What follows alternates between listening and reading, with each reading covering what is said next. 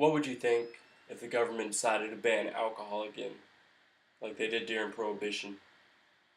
What would you think if the government decided to take cigarettes away from us, because it's bad for our health?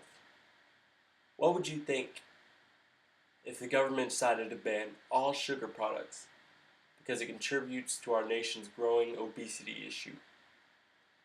You'd probably think these acts are unjust and unfair, and that is how I feel about marijuana. It is a product that has been enjoyed for many centuries, most notably by some of our founding fathers, including George Washington and Thomas Jefferson. During Prohibition, alcohol was illegal, yet it is readily available to anyone who wanted to purchase it. Today, marijuana is legal, yet anyone who wants to purchase it, including kids as young as 10 years old, can find it. Legalizing marijuana will have no effect on kids and teens purchasing the product, since it will always be available and they will always be able to purchase it.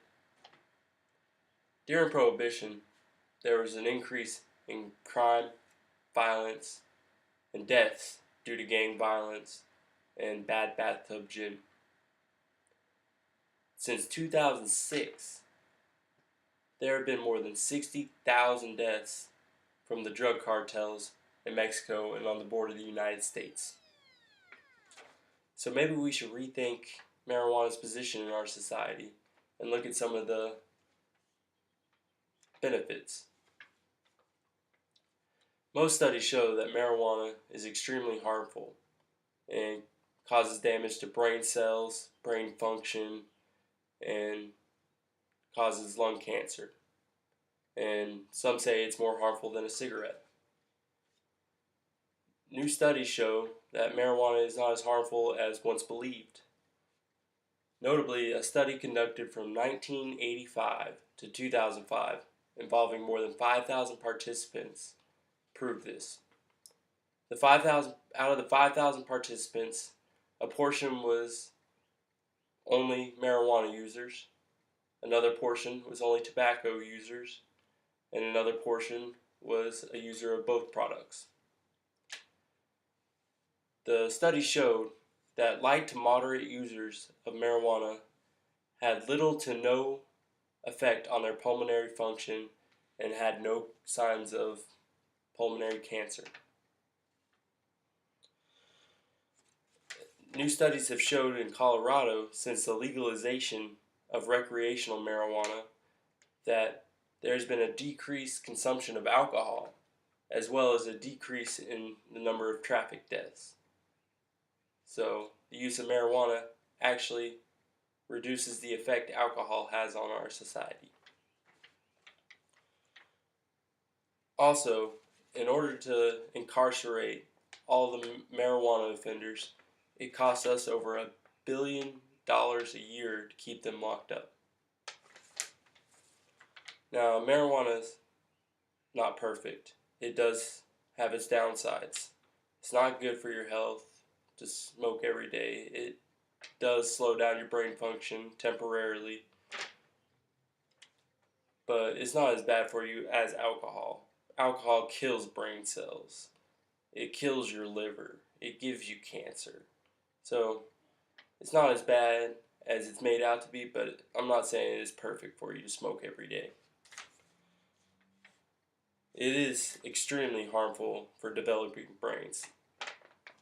We need to make sure that kids do not have access to this product, just like alcohol and cigarettes. And of course, it does impair your driving ability, so there would need to be implications to DUI under the influence of marijuana. In order to legalize it, we will have to set regulations in place that control its use. Of course, we'd start off by taxing it. All the tax revenue that we could generate from marijuana production would greatly boost our economy, as well as dropping the $1 billion that we spend each year to keep marijuana offenders locked up.